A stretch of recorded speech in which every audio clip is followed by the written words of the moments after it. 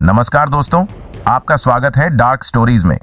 आज की स्टोरी भूतिया बस की है। दोस्तों, अगर आप दिल दहलाने वाली और रोंगटे खड़े कर देने वाली कहानियां सुनना चाहते हैं तो आप सही जगह पर हैं।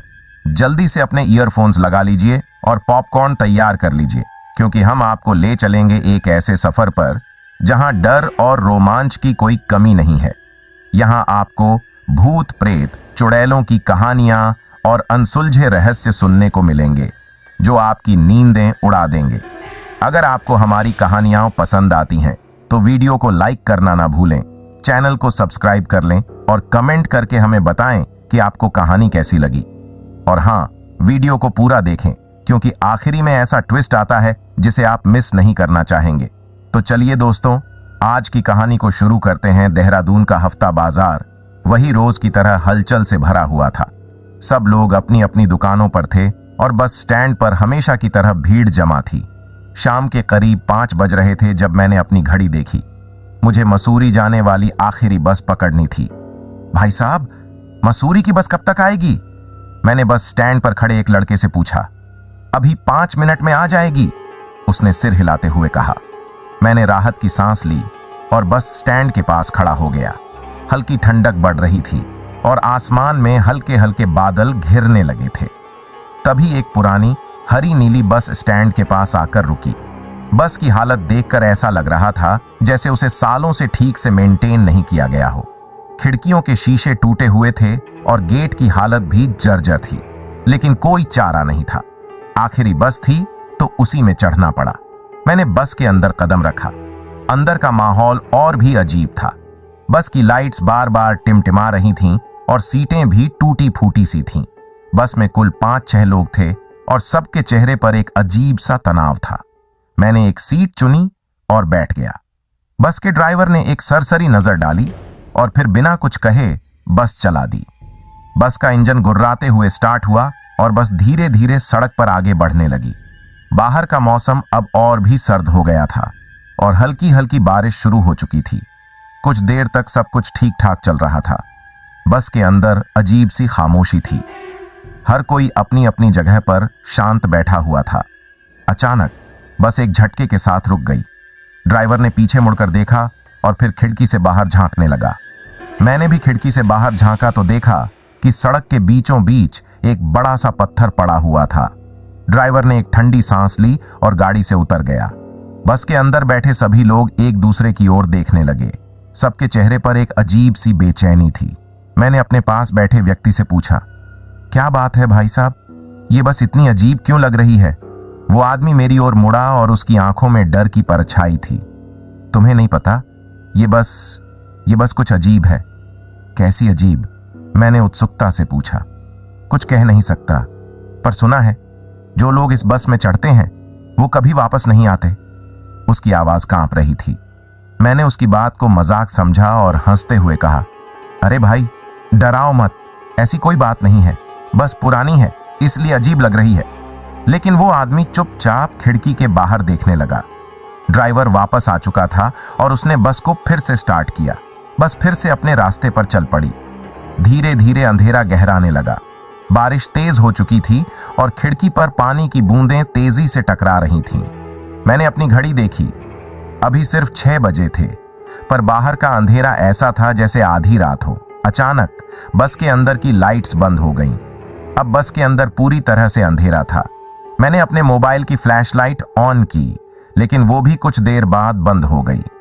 मैंने महसूस किया कि बस में बैठे लोग अब और भी बेचैन हो गए थे।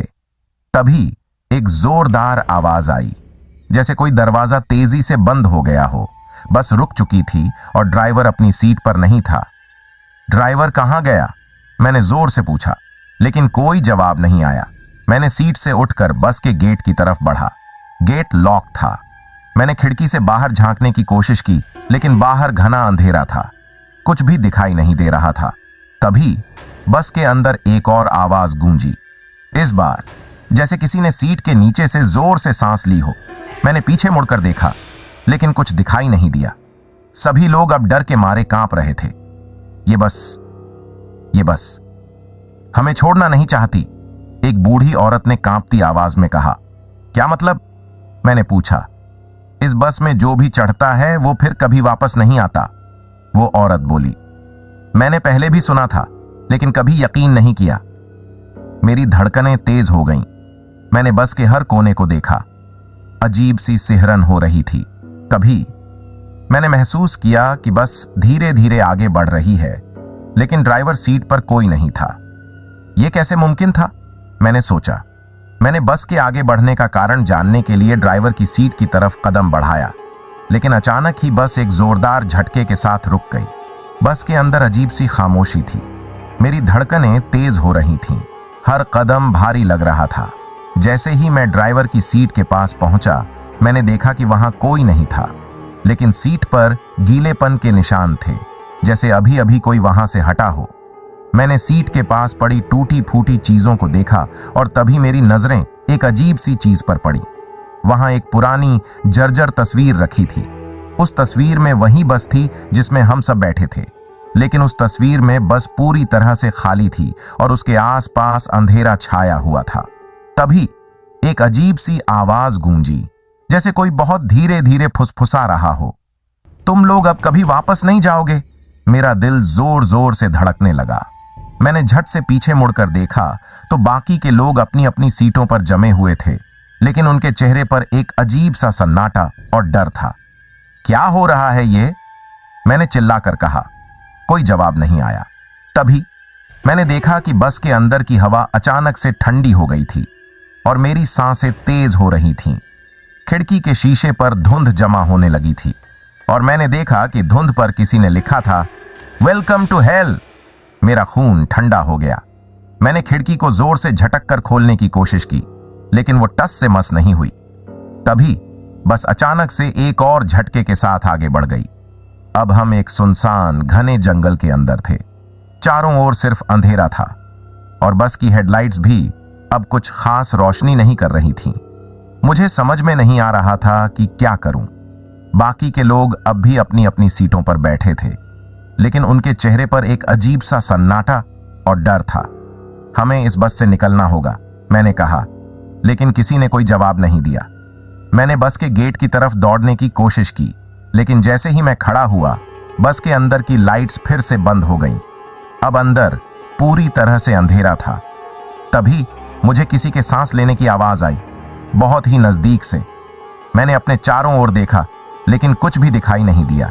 फिर अचानक से मुझे लगा कि कोई मेरे कंधे पर हाथ रख रहा है। मैंने झट से पीछे मुड़कर देखा, लेकिन वहां कोई नहीं था। मैंने धीरे धीरे आगे बढ़ना शुरू किया और तभी मुझे एक औरत की आवाज सुनाई दी, कहां जा रहे हो? यहां से कोई बाहर नहीं जा सकता। मैंने उस दिशा में देखा जहां से आवाज आई थी, लेकिन वहां कोई नहीं था। बस के अंदर अब अजीब सी आवाजें गूंज रही थीं। कोई हंस रहा था, कोई रो रहा था और कोई फुसफुसा रहा था। मैंने फिर से गेट की तरफ दौड़ने की कोशिश की, लेकिन मेरे पैर जैसे जम गए थे। मैं हिल नहीं पा रहा था। ऐसा लग रहा था जैसे किसी ने मेरे पैरों को किसी भारी चीज से बांध दिया हो। मेरे दिल की धड़कनें तेज हो गई थीं और मेरे गले से कोई आवाज नहीं निकल रही थी। मैं बस के अंदर फंसा हुआ था और यहां से निकलने का कोई रास्ता नहीं था। बस के अंदर के लोग अब बिल्कुल स्थिर हो गए थे, जैसे कि किसी ने उन्हें पत्थर का बना दिया हो। सबकी आंखें मेरी तरफ देख रही थीं, लेकिन उनकी पुतलियां बिल्कुल अचल थीं। उनके चेहरों पर एक भयानक सी हंसी थी, जो हड्डियों को चीर देने वाली ठंडक पैदा कर रही थी। तभी बस के आगे का हिस्सा अचानक से नीचे झुका, जैसे कोई बहुत भारी चीज बस के ऊपर चढ़ गई हो। मैंने ड्राइवर की सीट की तरफ देखा और मेरे होश उड़ गए।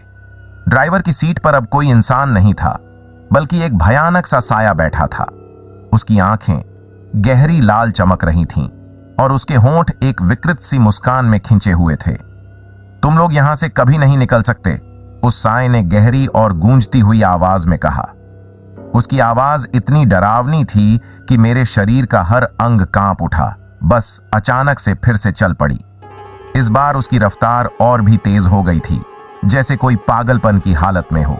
बाहर का जंगल और भी घना हो गया था और पेड़ों की शाखाएं खिड़कियों से टकरा रही थीं, जैसे कि वे भी हमें पकड़ने की कोशिश कर रही हों। मेरी सांसें तेज हो गईं और मैं गहरी गहरी सांसें लेने लगा। मैंने अपने आप को संभालने की कोशिश की और बस के पीछे की ओर भागा, लेकिन वहां की खिड़कियां भी बंद थीं।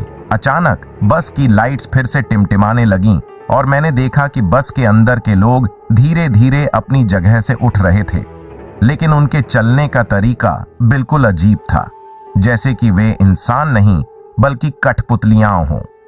वे मेरी ओर बढ़ने लगे। उनके चेहरे पर वही भयानक हंसी थी। मैंने चिल्लाने की कोशिश की, लेकिन मेरे गले से कोई आवाज नहीं निकली। मेरे पास अब कोई और रास्ता नहीं था। मैं बस के सबसे पिछले हिस्से में जाकर खड़ा हो गया और सोचने लगा कि अब क्या किया जाए। तभी बस के एक कोने से एक लड़की की आवाज आई, इधर आओ जल्दी। मैंने मुड़कर देखा तो वहां एक लड़की खड़ी थी। उसकी आंखों में डर था, लेकिन उसमें एक चमक भी थी, जैसे उसे पता था कि यहां से कैसे निकला जा सकता है। जल्दी आओ, वरना ये सब हमें पकड़ लेंगे, उसने जल्दी से कहा। मैंने बिना कुछ सोचे समझे उसकी ओर दौड़ लगा दी। उसने बस के एक कोने की तरफ इशारा किया, जहां एक छोटा सा दरवाजा था, जिसे मैंने पहले कभी नहीं देखा था। यह दरवाजा कहां जाता है? मैंने हांफते हुए पूछा। यह दरवाजा हमें बाहर ले जा सकता है, अगर हम इसे खोल सकें, उसने जवाब दिया। लेकिन हमें जल्दी करनी होगी। हम दोनों ने मिलकर दरवाजे को खोलने की कोशिश की, लेकिन वो बहुत भारी था। तभी बस के अंदर की लाइट्स और भी तेजी से टिमटिमाने लगीं और वो साया ड्राइवर की सीट से उठकर हमारी तरफ बढ़ने लगा। उसकी चाल धीमी थी, लेकिन उसकी आंखों की लाल चमक और उसकी भयानक मुस्कान हमें साफ साफ दिख रही थी। हमें जल्दी करनी होगी, लड़की ने कहा। हम दोनों ने अपनी पूरी ताकत लगाकर दरवाजे को धक्का दिया और आखिरकार वो खुल गया। दरवाजे के खुलते ही एक तेज ठंडी हवा का झोंका अंदर आया और बस के अंदर की सारी लाइट्स एक साथ बुझ गईं। हमने बिना समय गंवाए दरवाजे से बाहर छलांग लगा दी। जैसे ही हम बाहर आए, हमें पता चला कि हम एक गहरी खाई के किनारे पर खड़े थे। नीचे गहरी खाई थी, जिसमें अंधकार ही अंधकार था।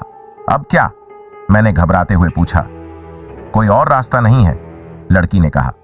हमें कूदना होगा। क्या? मैं चौंक गया। हम नहीं बचेंगे, ये हमारा एकमात्र चांस है, उसने कहा। अगर हम नहीं कूदे तो वो हमें पकड़ लेंगे और फिर हमें यहां से कभी निकलने नहीं देंगे।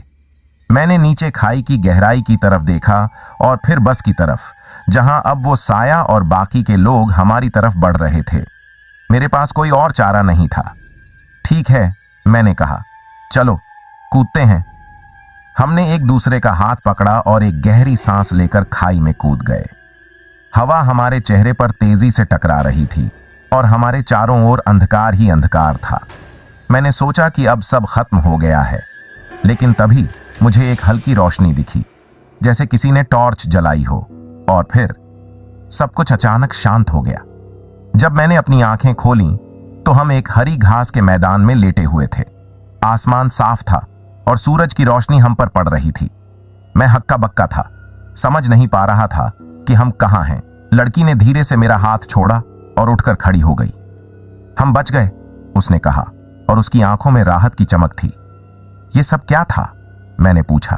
मुझे भी नहीं पता, उसने कहा, पर मुझे लगता है वो बस कोई आम बस नहीं थी। वो एक जाल थी जो लोगों को फंसाने के लिए बनाई गई थी। मैंने अपनी सांसें शांत की और चारों ओर देखा। हम देहरादून से बहुत दूर आ चुके थे, लेकिन अब हम सुरक्षित थे। हम दोनों ने एक दूसरे की ओर देखा और एक दूसरे को धन्यवाद दिया। अब हम जान चुके थे कि हमने एक भयानक और रहस्यमयी रात को पार कर लिया था, लेकिन वो रात हमेशा हमारे जहन में एक डरावने सपने की तरह बसी रहेगी। और शायद उसी खौफनाक बस में अभी भी कुछ लोग फंसे हुए होंगे, उस अंधेरे की तलाश में जो कभी खत्म नहीं होता। कुछ हफ्ते बीत चुके थे उस भयानक रात के बाद। मैं और वह लड़की, जिसका नाम पूजा था, अब भी उस घटना के बारे में सोचते रहते थे। हालांकि हम देहरादून के पास सुरक्षित जगह पहुंच चुके थे, लेकिन उस बस की यादें हमारे दिमाग से मिटती नहीं थीं। मैं अब भी हर रात वही सपना देखता था, एक अंधेरे जंगल में चलती हुई वह पुरानी बस, जिसकी खिड़कियों से डरावनी सूरतें झांक रही थीं। पूजा और मैं उस दिन के बाद से एक दूसरे के अच्छे दोस्त बन गए थे। हम दोनों ही यह समझने की कोशिश कर रहे थे कि उस रात क्या हुआ था। हमने कई लोगों से पूछा, लेकिन किसी को उस बस के बारे में कुछ पता नहीं था। फिर एक दिन पूजा का फोन आया। उसकी आवाज में एक अजीब सी बेचैनी थी।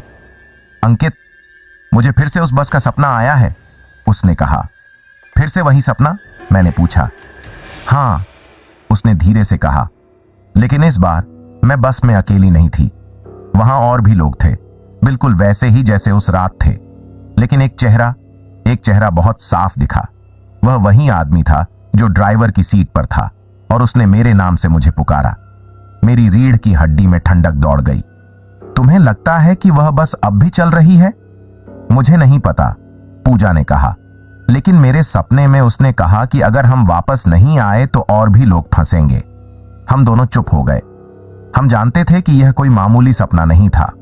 हो सकता है बस हमें फिर से बुला रही हो। हमें कुछ करना चाहिए, मैंने आखिरकार कहा। हाँ, पूजा ने कहा, हमें उस बस को रोकना होगा। हमने फैसला किया कि हम फिर से उस बस स्टैंड पर जाएंगे जहां से हमने उस रात बस पकड़ी थी। अगले दिन हम दोनों देहरादून के उसी हफ्ता बाजार में पहुंचे। वहां का माहौल अब भी वैसा ही था, हलचल और भीड़ भाड़ से भरा हुआ। लेकिन हमारे लिए यह जगह अब एक अजीब सी खामोशी से घिरी हुई लग रही थी। हमने बस स्टैंड के पास पहुंचकर उस हरी नीली बस का इंतजार किया। हमारे दिलों की धड़कनें तेज हो रही थीं और हम दोनों चुपचाप खड़े थे। कुछ देर के बाद एक बस स्टैंड के पास आकर रुकी। यह वही बस थी जो हमने उस रात देखी थी। बस अब भी पुरानी और जर्जर थी, जैसे कि उसे कभी ठीक नहीं किया गया हो। उसकी खिड़कियां अब भी टूटी हुई थीं और गेट की हालत पहले से भी बुरी लग रही थी। हमने एक दूसरे की ओर देखा और बिना कुछ कहे बस में चढ़ गए। अंदर का माहौल अब भी वैसा ही था, अंधेरा, टूटी फूटी सीटें और एक अजीब सी ठंडक। बस में पहले से ही कुछ लोग बैठे थे और उनके चेहरे पर वही अजीब सा तनाव था जो हमने पहले देखा था। जैसे ही हमने अपनी सीटें लीं, बस के दरवाजे बंद हो गए और बस धीरे धीरे चलने लगी। इस बार ड्राइवर की सीट पर एक नया आदमी था। वह हमारी ओर मुड़कर देख रहा था और उसकी आंखों में वही अजीब सी चमक थी जो हमने उस रात देखी थी। पूजा ने धीरे से मेरा हाथ पकड़ लिया। हम यहां क्यों आए? उसने घबराई आवाज में कहा। हमें बस को रोकना होगा, मैंने कहा, वरना और लोग फंसेंगे। बस के अंदर की लाइट्स फिर से टिमटिमाने लगीं और बस की रफ्तार धीरे धीरे बढ़ने लगी। हम शहर से बाहर निकल चुके थे और अब एक सुनसान सड़क पर थे जहां सिर्फ अंधेरा था। हमें ड्राइवर से बात करनी होगी, पूजा ने कहा और ड्राइवर की सीट की तरफ बढ़ी। मैंने भी उसके पीछे पीछे कदम बढ़ाया। जैसे ही हम ड्राइवर के पास पहुंचे, उसने अचानक से हमारे सामने दरवाजे को बंद कर दिया। तुम लोग वापस क्यों आए? उसने गहरी आवाज में पूछा। तुम्हें क्या लगता है? मैंने चिल्लाकर कहा। तुम्हें और लोगों को यहां फंसाने का कोई हक नहीं है। ड्राइवर ने एक खतरनाक हंसी हंसी और कहा, यह बस लोगों की आत्माओं को समर्पित है। जो भी इसमें चढ़ता है उसकी आत्मा हमेशा के लिए यहां फंस जाती है। हम यहां से बाहर निकलेंगे, पूजा ने दृढ़ता से कहा। तुम्हें नहीं पता कि तुम किसके साथ खेल रहे हो, ड्राइवर ने कहा और बस को एक जोरदार झटके से घुमाया। बस अब एक संकरी और खतरनाक सड़क पर थी जहां से नीचे गहरी खाई दिख रही थी। हम दोनों अब घबरा चुके थे, लेकिन हमें पता था कि अगर हमने अब भी कुछ नहीं किया तो हम हमेशा के लिए इस बस में फंस जाएंगे। हमें उसे हटाना होगा, मैंने कहा, वरना ये बस हमें कहीं और ले जाएगी। मैंने ड्राइवर की सीट के पास रखी एक लोहे की रॉड उठाई और उसे धमकाया। बस रोक दो, वरना। ड्राइवर ने मेरी तरफ देखा और उसकी आंखों में एक अजीब सी चमक आई। तुम मुझे रोकने की कोशिश कर रहे हो? उसने हंसते हुए कहा। तुम्हें लगता है कि तुम ये कर पाओगे? जैसे ही मैंने उस पर हमला करने की कोशिश की, बस एक और जोरदार झटके से घूमी और मैंने अपना संतुलन खो दिया। मैं सीटों के बीच गिर पड़ा और रॉड मेरे हाथ से छूट गई। पूजा ने तुरंत रॉड को उठाया और ड्राइवर की तरफ बढ़ी। उसने बिना किसी डर के रॉड को ड्राइवर के सर पर दे मारा। ड्राइवर एक जोरदार चीख के साथ सीट से गिर पड़ा और बस रुक गई। हम दोनों हांफते हुए खड़े थे, यह सोचते हुए कि अब क्या होगा। तभी बस की लाइट्स अचानक से बुझ गईं और चारों तरफ अंधेरा छा गया। बस के अंदर अजीब सी खामोशी थी। अब क्या? मैंने पूछा। मेरी आवाज कांप रही थी। मुझे नहीं पता, पूजा ने कहा, पर हमें यहां से निकलना होगा। हमने जल्दी से बस के दरवाजे की ओर बढ़े, लेकिन वो भी अब बंद थे। हमने दरवाजे को खोलने की कोशिश की, लेकिन वो टस से मस नहीं हुआ। तभी बस के अंदर एक अजीब सी आवाज गूंजी, जैसे किसी ने बहुत धीरे धीरे फुसफुसा कर कहा, तुम यहां से कभी नहीं जा सकते। हम दोनों ने एक दूसरे की ओर देखा। हमारे पास अब एक ही रास्ता था, खिड़की तोड़ना। मैंने पास पड़ी एक लोहे की चीज उठाई और खिड़की पर जोर से मारा। खिड़की टूट गई और हमने बिना समय गंवाए खिड़की से बाहर छलांग लगा दी। हम बाहर एक सुनसान जंगल में थे और चारों ओर अंधेरा ही अंधेरा था, लेकिन हम बस से बाहर थे और यही सबसे बड़ी राहत थी। हमने जंगल के अंदर दौड़ लगाई। हमें नहीं पता था कि हम कहां जा रहे थे, पर हम बस से दूर जाना चाहते थे। अचानक हमें एक रोशनी दिखी। हमने उस दिशा में भागना शुरू किया और जैसे जैसे हम करीब पहुंचे, हमें एक गांव नजर आया। हमने राहत की सांस ली और गांव के पास पहुंचकर रुक गए। गांव के लोग हमें देखकर हैरान हो गए। तुम लोग कौन हो? एक बूढ़े आदमी ने पूछा। हम बस से आए हैं, पूजा ने कहा, हांफते हुए। कौन सी बस? बूढ़े आदमी ने हैरानी से पूछा। वो पुरानी हरी नीली बस, मैंने कहा। बूढ़ा आदमी अचानक से चुप हो गया। उसकी आंखों में एक अजीब सी डर की झलक आई। तुम बच गए? उसने धीरे से कहा। वो बस तो सालों पहले गायब हो गई थी। क्या मतलब? पूजा ने पूछा। वो बस कभी कभी वापस आती है, बूढ़े आदमी ने कहा, लेकिन जो लोग उसमें चढ़ते हैं वो कभी वापस नहीं आते। तुम कैसे बच गए? हमने एक दूसरे की ओर देखा। हम जानते थे कि यह कोई आम बस नहीं थी। यह एक शापित बस थी जो लोगों की आत्माओं को फंसाने के लिए बनाई गई थी। और हम सिर्फ किस्मत से बच गए हैं, मैंने कहा, अब भी हैरान और डरे हुए। लेकिन अगर वह बस अब भी चल रही है तो और लोग भी फंस सकते हैं। हमें कुछ करना होगा। बूढ़े आदमी ने हमारी बात ध्यान से सुनी और फिर धीरे से सिर हिलाया। यह बस बहुत पुरानी कहानी है, उसने कहा। कहा जाता है कि बहुत पहले एक बस ड्राइवर ने अपने यात्रियों के साथ बहुत बुरा सलूक किया था। एक दिन उसकी बस एक गहरी खाई में गिर गई और सभी लोग मारे गए। लेकिन उस ड्राइवर की आत्मा कभी शांति नहीं पा सकी और उसने बदला लेने के लिए बस को शापित कर दिया। वह बस अब भी जंगल में घूमती रहती है, लोगों की आत्माओं को फंसाने के लिए। पूजा और मैं बूढ़े आदमी की बातों को सुनकर सन्न रह गए। इसका मतलब था कि हम किसी भूतिया बस में फंसे हुए थे जो यात्रियों की आत्माएं छीनने के लिए बनाई गई थी। हमें इस बस को रोकना होगा, पूजा ने कहा। उसकी आंखों में दृढ़ निश्चय था।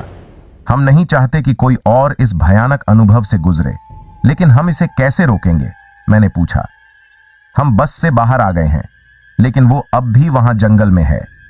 बूढ़े आदमी ने गहरी सांस ली और कहा, यह आसान नहीं होगा, लेकिन अगर तुम सच में इसे रोकना चाहते हो तो तुम्हें उस ड्राइवर की आत्मा को मुक्त करना होगा। तभी यह शापित बस रुक सकती है। कैसे? पूजा ने तुरंत पूछा। उस ड्राइवर की आत्मा अब भी वहीं जंगल में फंसी हुई है, बूढ़े आदमी ने कहा। उसे शांति तभी मिलेगी जब उसकी आत्मा को मुक्ति मिलेगी। इसके लिए तुम्हें उसी जगह पर जाना होगा जहां वह बस खाई में गिरी थी। वहां तुम्हें एक पुराना मंदिर मिलेगा जो अब खंडहर में बदल चुका है। उस मंदिर में जाकर उसकी आत्मा के लिए प्रार्थना करनी होगी और उसके पापों के लिए क्षमा मांगनी होगी। हम दोनों ने एक दूसरे की ओर देखा। यह कोई आसान काम नहीं था। हमें फिर से उसी खतरनाक जंगल में वापस जाना था जहां हमने अपनी जान जोखिम में डाली थी, लेकिन हमारे पास कोई और विकल्प नहीं था। अगर हमें इस शापित बस को रोकना था तो हमें यह करना ही होगा। अगली सुबह हम तैयार होकर जंगल की ओर रवाना हो गए। बूढ़े आदमी ने हमें रास्ता बताया था, लेकिन उसने हमें चेतावनी भी दी थी कि यह सफर बहुत खतरनाक होगा। हमें हर कदम सोच समझकर उठाना होगा। जंगल का रास्ता घना और डरावना था। पेड़ इतने ऊंचे थे कि सूरज की रोशनी भी नीचे तक नहीं पहुंच पाती थी। हम धीरे धीरे आगे बढ़ रहे थे, अपने चारों ओर के अजीब आवाजों को सुनते हुए। हर छोटी सी आवाज हमें चौकन्ना कर देती थी, जैसे कोई हमारे पीछे पीछे चल रहा हो। अंकित, तुम्हें लगता है कि हम सही कर रहे हैं? पूजा ने धीरे से पूछा। उसकी आवाज में हल्की घबराहट थी। हमें करना ही होगा, मैंने कहा। अगर हमने इसे नहीं रोका तो और भी लोग फंस सकते हैं। हमने रास्ते में बूढ़े आदमी के बताए हुए निशानों को ध्यान से देखा। थोड़ी देर बाद हमें दूर से एक पुराना खंडहर दिखाई दिया। ये वही मंदिर था जिसके बारे में बूढ़े आदमी ने बताया था। मंदिर की दीवारें अब टूट चुकी थीं और उसके चारों ओर घास फूस उग आई थी। यह जगह बहुत पुरानी और वीरान लग रही थी। जैसे ही हम मंदिर के करीब पहुंचे, हमें एक अजीब सी ठंडक का एहसास हुआ। यह ठंडक सामान्य नहीं थी। यह हड्डियों तक को जमा देने वाली ठंडक थी जो हमें अंदर तक झकझोर रही थी। यह जगह अजीब लग रही है, पूजा ने कहा। उसके चेहरे पर चिंता की लकीरें साफ दिखाई दे रही थीं। हम अंदर चलकर देखते हैं, मैंने कहा। हमें यहां आकर खाली हाथ नहीं लौटना चाहिए। हमने मंदिर के अंदर कदम रखा। अंदर का माहौल बहुत डरावना था। दीवारों पर पुराने चित्र थे जो अब धुंधले हो चुके थे। वहां की खामोशी हमारे कानों में गूंज रही थी। हमने धीरे धीरे मंदिर के अंदर की तरफ कदम बढ़ाए। वहां एक पुराना पत्थर का मंच था जिस पर कुछ टूटे फूटे दिए रखे हुए थे। हम समझ गए कि यही वह जगह है जहां हमें प्रार्थना करनी होगी। पूजा ने अपनी आंखें बंद की और हाथ जोड़कर उस ड्राइवर की आत्मा की शांति के लिए प्रार्थना करने लगी। मैंने भी उसके साथ अपनी आंखें बंद की और मन ही मन प्रार्थना की। तभी अचानक हमें एक जोरदार आवाज सुनाई दी, जैसे कोई जोर से दरवाजा बंद कर रहा हो। हमने अपनी आंखें खोलीं और चारों ओर देखा। मंदिर की दीवारों पर अजीब साए नाचने लगे। हवा और भी ठंडी हो गई थी और हमें लगा जैसे कोई बहुत बड़ा खतरा हमारे पास आ रहा हो। यह क्या हो रहा है? पूजा ने घबराई हुई आवाज में कहा। मुझे नहीं पता, मैंने जवाब दिया, लेकिन हमें यहां से जल्दी निकलना होगा। जैसे ही हमने मंदिर से बाहर जाने की कोशिश की, अचानक एक जोरदार चीख सुनाई दी। यह चीख इतनी भयानक थी कि हमारे शरीर के रोंगटे खड़े हो गए। हम ठिठक कर रुक गए और देखा कि मंदिर के अंदर एक काले साए ने आकार लेना शुरू कर दिया था। यह साया धीरे धीरे ड्राइवर की शक्ल ले रहा था और उसकी आंखें आग की तरह जल रही थीं। तुम्हें लगता है कि तुम मुझे रोक सकते हो? वह साया गहरी, गूंजती आवाज में बोला। मैं कभी भी मुक्त नहीं होऊंगा। मैं हमेशा यहां रहूंगा। हमें उसे रोकना होगा, पूजा ने कहा। उसकी आवाज में दृढ़ता थी। मैंने चारों ओर देखा और पास पड़े एक पुराने त्रिशूल को उठाया। अगर हमें तुम्हें मुक्त करना है तो हम करेंगे, मैंने कहा। मैंने त्रिशूल को साए की तरफ फेंक दिया और वह सीधे उसकी छाती में जा लगा। साया एक जोरदार चीख के साथ पीछे हट गया और उसकी आंखों की आग बुझने लगी। अचानक मंदिर के अंदर की हवा शांत हो गई और वह साया धीरे धीरे गायब हो गया। हमें एक अजीब सी शांति का एहसास हुआ, जैसे किसी ने हमारे ऊपर से एक भारी बोझ हटा दिया हो। हम दोनों ने एक दूसरे की तरफ देखा। हमारी सांसें तेजी से चल रही थीं। क्या हुआ? पूजा ने धीरे से पूछा। मुझे लगता है हमने उसे मुक्त कर दिया, मैंने कहा। हमने जल्दी से मंदिर से बाहर की तरफ कदम बढ़ाए। जैसे ही हम बाहर निकले, सूरज की रोशनी ने हमें घेर लिया। जंगल की ठंडक गायब हो चुकी थी और अब हम खुद को हल्का महसूस कर रहे थे। शायद वह ड्राइवर अब शांति पा चुका है, पूजा ने कहा। मुझे भी ऐसा ही लगता है, मैंने कहा। शायद अब वह बस कभी किसी को फंसा नहीं सकेगी। हम दोनों ने गांव की तरफ लौटना शुरू किया। हमारे दिल में एक अजीब सी राहत थी। हमें पता था कि हमने एक बड़ा काम किया है, लेकिन हमें यह भी पता था कि उस बस का रहस्य हमेशा हमारे साथ रहेगा। जैसे जैसे हम गांव के करीब पहुंच रहे थे, हमने पीछे मुड़कर उस जंगल की तरफ देखा जहां हमने उस भूतिया बस का सामना किया था। हम जानते थे कि वह बस अब भी कहीं न कहीं होगी, लेकिन अब वह किसी को भी नुकसान नहीं पहुंचा सकेगी। हमने वह बस रोक दी थी और अब वह हमेशा के लिए खामोश हो गई थी। देहरादून की वह शापित बस अब सिर्फ एक कहानी बनकर रह गई थी, एक भयानक कहानी जो हम कभी नहीं भूल पाएंगे। अगर आपको आज की कहानी पसंद आई हो तो हमारे चैनल डार्क स्टोरीज को सब्सक्राइब करना न भूलें। बेल आइकन दबाएं ताकि आपको हमारी हर नई कहानी की नोटिफिकेशन मिल सके। हमसे जुड़े रहें और अंधेरी कहानियों की इस दुनिया में खो जाने के लिए तैयार रहें। धन्यवाद और अगली बार मिलते हैं एक और नई रोमांचक कहानी के साथ।